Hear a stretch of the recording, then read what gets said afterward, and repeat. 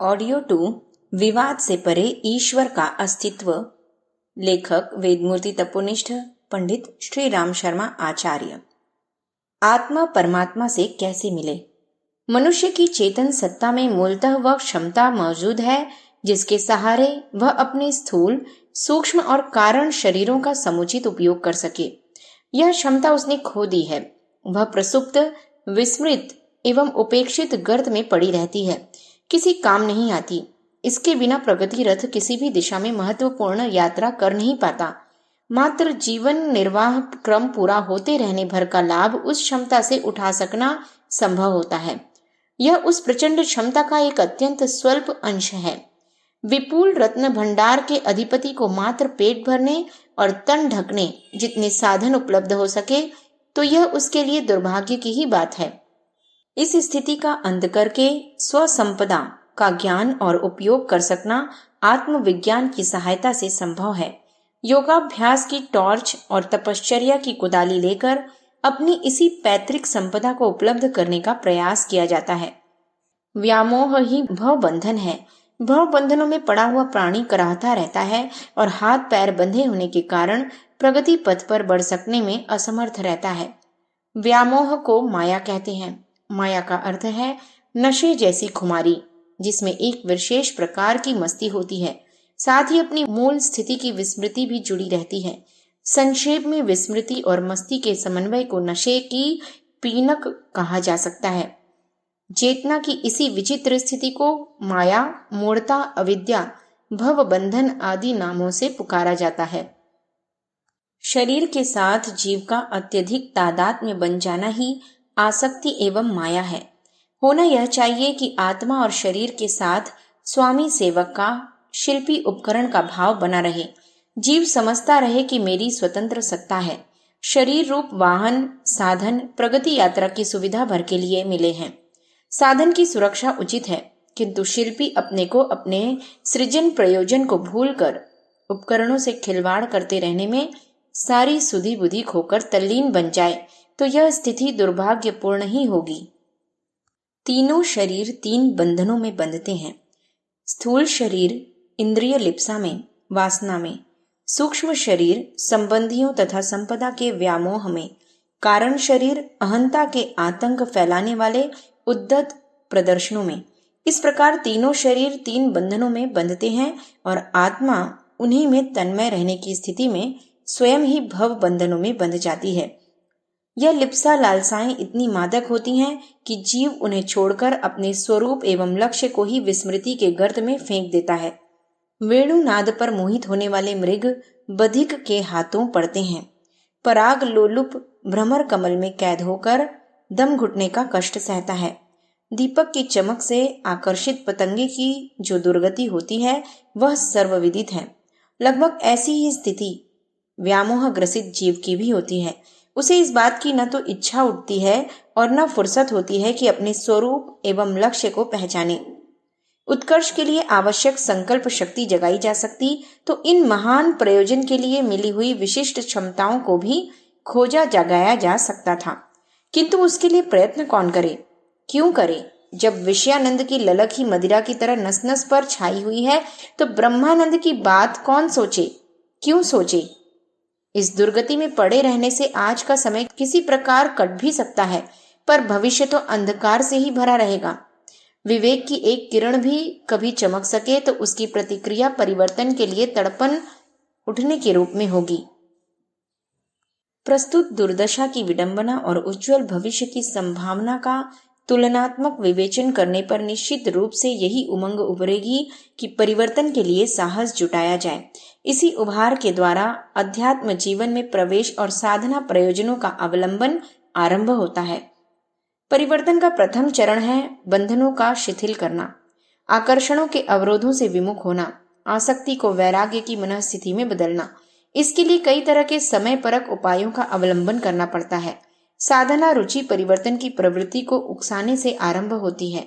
इस संदर्भ में महर्षि पातंजलि का कथन है, बंध कारणे शैथिल्यात् प्रचाप वेदनाच्च चित्तस्य पर शरीरावेशः। बंधनों के कारण ढीले हो जाने पर चित्त की सीमा परिधि और संवेदना व्यापक हो जाती है। सब में सर्वत्र एक ही परमात्मा सत्ता की झांकी करने पर, सर्वत्र एक ही चेतना व्याप्त दिखाई देने पर स्वाभाविक ही व्यक्ति का हृदय विकसित होगा। वह सबको अपना और स्वयं को सबका मानेगा, समझेगा। ऐसी स्थिति में कोई संकीर्ण स्वार्थों के लिए क्यों कोई अनुचित आचरण करेगा और क्यों संकीर्ण स्वार्थ की परिधियों में अपने को संकुचित सीमित करने के लिए तैयार होगा। आस्तिकवाद का, ईश्वरवाद का यही वास्तविक और असली परिणाम तथा आवश्यकता है। इसके बिना शांति, सुव्यवस्था और सच्ची प्रगति संभव नहीं हो सकती। ईश्वरीय सत्ता के प्रमाण व विधान। भगवान मनु ने कहा है, मनः सृष्टिम विकुरुते चोद्यमानसी सृष्टया। सृष्टि के आरंभ में परमात्मा ने अपनी इच्छा शक्ति से मन जीवों को उत्पन्न किया। सृष्टि की हलचल की ओर ध्यान जमाकर देखें तो यह सत्य ही प्रतीत होगा कि इच्छाओं के कारण ही लोग या जीव क्रियाशील हैं। यह इच्छाएं अनेक भागों में बटी हुई हैं। पहला दीर्घ जीवन की इच्छा, दूसरा कामेच्छा, तीसरा धन की इच्छा, चौथा मान की इच्छा, पांचवा ज्ञान की इच्छा, छठवां न्याय की इच्छा और सातवां अमरत्व या आनंद प्राप्ति की चिर तृप्ति या मोक्ष। इन 7 जीवन धाराओं में ही संसार का अविरल प्रवाह चलता चला आ रहा है। इन्हीं की खटपट, दौड़ धूप, ओहा पोह में दुनिया भर की हलचल मची हुई है। इच्छाएं न हो तो संसार में कुछ भी न रहे। इन इच्छाओं की शक्ति से ही सूर्य, अग्नि और आकाश की रचना हुई है। देखने और सुनने में यह बात कुछ अटपटी सी लगती है, किंतु वस्तु स्थिति यह है कि जब हम शोक, क्रोध, काम या प्रेम आदि किसी भी स्थिति में होते हैं तो शारीरिक परमाणुओं में अपनी अपनी विशेषता वाली गति उत्पन्न होती है। परमाणु जो एक ही पदार्थ या चेतना की अविभाज्य स्थिति में होते हैं, भिन्न भिन्न प्रकार से स्पंदित होते रहते हैं। इससे स्पष्ट है कि शरीर की हलचल इच्छाओं पर आधारित है। अभी यह प्रश्न उठ सकता है कि क्या मूल चेतना में अपने आप इच्छाएं व्यक्त करने की शक्ति है? इस बात को वर्तमान वैज्ञानिक उपलब्धियों से भली प्रकार सिद्ध किया जा सकता है। जिन्होंने विज्ञान का थोड़ा भी अध्ययन किया होगा उन्हें ज्ञात होगा कि जड़ पदार्थ मैटर को शक्ति, एनर्जी अथवा विद्युत इलेक्ट्रिसिटी में बदल दिया जाता है। इस बात का पता पदार्थ की अति सूक्ष्म अवस्था में पहुंचकर हुआ। हम जानते हैं कि पदार्थ परमाणुओं से बने हैं। परमाणु भी अंतिम स्थिति न होकर उनमें भी इलेक्ट्रॉन तथा प्रोटॉन आवेश होते हैं। प्रोटॉन परमाणु का केंद्र है और इलेक्ट्रॉन उस केंद्र के चारों ओर घूमते रहते हैं। यह दोनों अंश छोटे छोटे टुकड़े नहीं हैं, वरन यह धन और ऋण आवेश इलेक्ट्रिसिटी हैं। दोनों की सम्मिलित प्रक्रिया का नाम ही परमाणु है। इस दृष्टि से देखें तो यह पता चलेगा कि संसार में जड़ कुछ है ही नहीं। जगत का मूल तत्व विद्युत है और उसी के प्रकंपन, वाइब्रेशंस द्वारा स्थूल और सूक्ष्म पदार्थों का अनुभव होता है। छोटे छोटे पौधों, वृक्ष एवं वनस्पति से लेकर पहाड़, समुद्र, पशु पक्षी, रंग रूप और अग्नि, वायु, शीत, ग्रीष्म आदि सब विद्युत चेतना के ही कार्य हैं। एक ही शक्ति सब पदार्थों के मूल में है। सृष्टि के आविर्भाव से पूर्व एक ही तत्व था। यह बात इतने से ही साबित हो जाती है। कृषि विज्ञान के बहुत से पंडितों ने पदार्थों के अंदर पाए जाने वाले गुणसूत्रों, क्रोमोसोम में परिवर्तन करके उनकी नस्लों में भारी परिवर्तन करने में सफलता पाई है।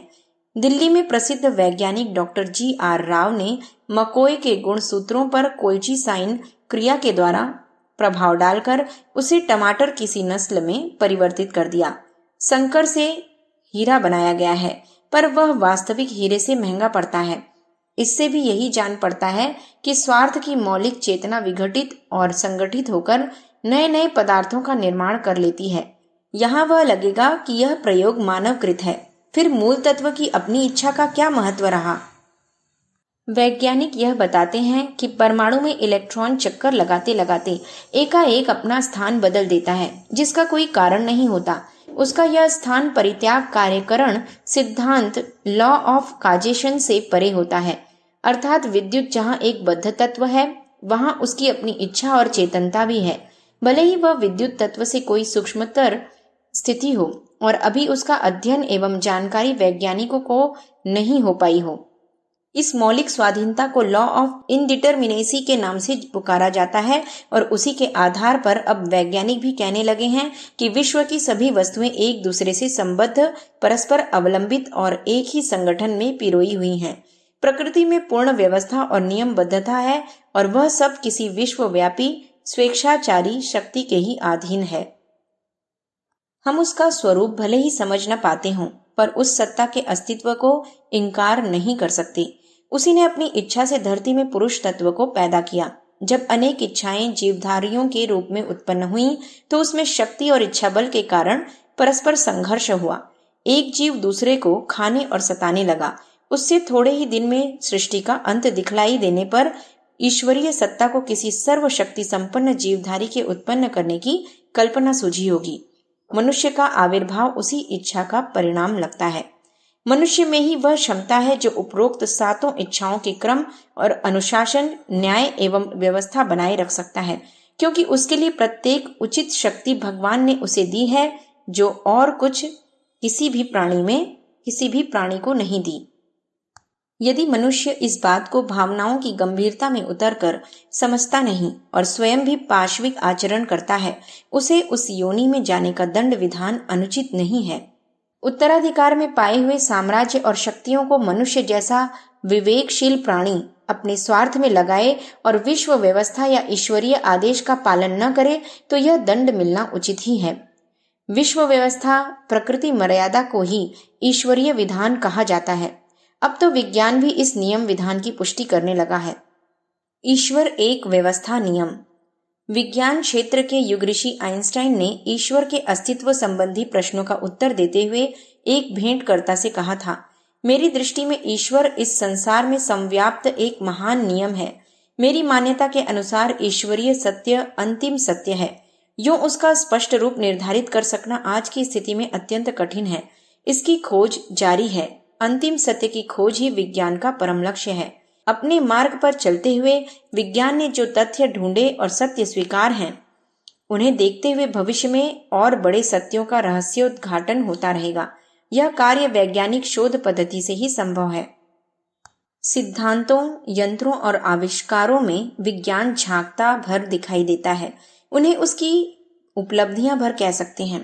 वस्तुतः विज्ञान एक जीवंत प्रवृत्ति है जो सत्य की शोध को अपना लक्ष्य मानती है, भले ही इसके फलस्वरूप पूर्व मान्यताओं पर आंच आती हो अथवा किसी वर्ग विशेष का हित अनहित होता हो। सत्य को सत्य ही रहना चाहिए। विज्ञान की दृष्टि में ईश्वर सत्य है। उसकी साधना को सत्य की खोज कह सकते हैं। इस प्रकार विज्ञान को अपने ढंग का आस्तिक और उसकी शोध साधना को ईश्वर उपासना कहा जा सकता है। आइंस्टाइन के मतानुसार पदार्थ एवं जीवन का स्वरूप समझना ही नहीं, उनका दूरदर्शिता पूर्ण सदुपयोग करने का उपाय सोचना भी विज्ञान क्षेत्र में आता है।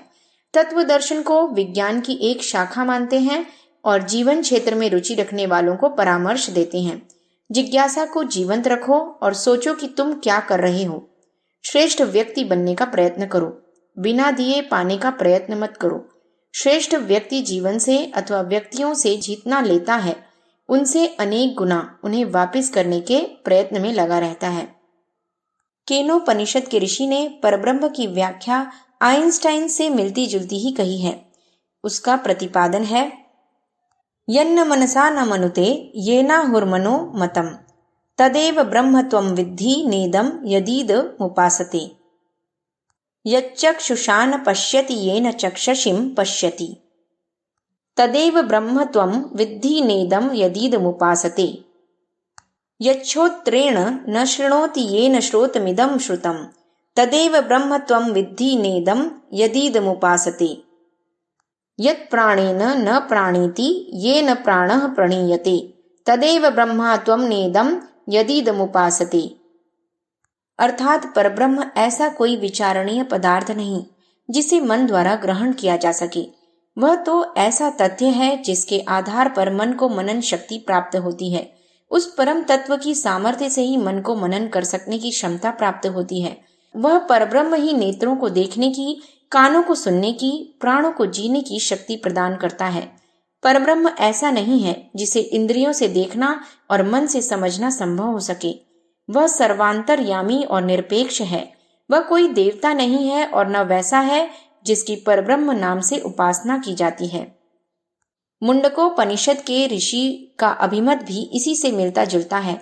उनका कथन है, न चक्षुषा गृह्यते नापि वाचा नान्यैर्देवैस्तपसा कर्मणा वा ज्ञान प्रसादेन विशुद्ध सत्वस्तस्तु तम पश्यति निष्कलम ध्यायमानः। अर्थात आंखों से, जीभ से अथवा अन्य इंद्रियों से उसे जाना नहीं जा सकता। मात्र तप और कर्मकांड भी उसकी अनुभूति नहीं कराते। जिसका मन पवित्र और शांत है वह निर्मल ज्ञान की सहायता से गंभीर ध्यान का आश्रय लेकर उसकी प्रतीति कर सकता है। ज्ञान और अंतर ज्ञान के अंतर एवं कार्य क्षेत्र संबंधी पूछे गए एक प्रश्न के उत्तर में आइंस्टाइन ने कहा था, ज्ञान आवश्यक है, उसी के सहारे दैनिक क्रियाकलापों का संचालन और निर्णयों का निर्धारण होता है। फिर भी अंतर्ज्ञान का अपना क्षेत्र और अस्तित्व है। हमारा मस्तिष्क मात्र वहीं तक सहारा देता है जहां तक कि उसकी जानकारी है अथवा तर्क की उड़ान उड़ती है। लेकिन एक स्थिति ऐसी भी आती है जहां चेतना उछलकर किसी ऐसे स्थान पर जा पहुंचती है जहां मस्तिष्क के सहारे पहुंच सकना कठिन है। संसार के महान आविष्कार इसी रहस्यमयी अंतः प्रज्ञा के आधार पर संभव हुए हैं। वहां से उनको प्रकाश मिला है। प्रमाणित करने वाले अन्वेषण का कार्य तो यह प्रकाश मिलने के उपरांत आरंभ होता है। ज्ञान उपलब्धि के 3 प्रसंग हैं। एक वह जो माता की गोदी से लेकर परिवार एवं संपर्क क्षेत्र की गतिविधियों के आधार पर संचित होता है और स्वभाव का अंग बनता है। दूसरा वह जो स्कूली तथा व्यवहार क्षेत्र में अनेकों अध्यापकों द्वारा प्रशिक्षण के रूप में प्राप्त होता रहता है। तीसरा अंतिम चरण वह है जिसमें आत्मबोध होता है। जीवन का स्वरूप, उद्देश्य एवं उपयोग मस्तिष्क की जानकारी तक सीमित न रहकर जब आस्था बनकर परिपुष्ट होता है तब उसे आत्मबोध कहते हैं। यह वह उपलब्धि है जिसे पाकर एक सामान्य सा राजकुमार महान बुद्ध के रूप में साक्षात भगवान बन गया था। इस तत्व की छोटी मात्रा मनुष्य को अपने साथियों की तुलना में कहीं अधिक ऊंचा और कहीं अधिक सफल बनाती है। ज्ञान की भूमिका का यह तीसरा चरण आत्म साक्षात्कार एवं ईश्वर दर्शन के रूप में माना गया है। आत्मा का एकाकी अस्तित्व आदर्श विहीन और नीरस ही रह जाता है। उसमें सरसता का संचार ईश्वर समन्वय से ही संभव होता है। आत्मज्ञान और ब्रह्म ज्ञान को एक ही तथ्य को उद्बोधक माना गया है। ईश्वर विश्वास के साथ जुड़ा हुआ आत्मविश्वास जब विकसित होता है तो उस पर उच्च स्तरीय आदर्शवादिता छाई रहती है। यह आच्छादन सामान्य दृष्टि से भले ही नगण्य सा प्रतीत होता हो, पर उसका प्रतिफल क्रमशः अधिकाधिक श्रेष्ठ फलदायक सिद्ध होता चला जाता है। जीवन की हर परिस्थिति में ईश्वर विश्वास सहायक होता है। वह असंतुलन को संतुलन में बदलता है। निराशा के क्षणों में उसकी वह ज्योति चमकती है जिसे दीनबंधु, भक्त वत्सल, अशरण, शरण आदि नामों से पुकारते हैं और मातृतुल्य वात्सल्य प्रदान करने की अंचल में आश्रय देने की कल्पना करते हैं। सफलताओं के साथ साथ एक उन्मादी अहंकार आता है जिसमें स्वेच्छाचार की प्रवृत्ति पनपती है और मर्यादाओं की नीति नियमों की चिंता न करते हुए स्वार्थ साधना एवं अहमन्यता की पूर्ति के लिए कुछ भी कर गुजरने को उच्छृंखलता अपनाता है तो उसे आस्तिकता की भावना ही डराती है। वह कहती है, यहाँ स्वेच्छाचार की किसी को भी छूट नहीं है। सबके ऊपर एक नियामक शक्ति मौजूद है और कर्मफल की दंड व्यवस्था भी मौजूद है जो इतनी कठोर है कि मर्यादा तोड़ने वाले को भली प्रकार सबक सिखा सकती है।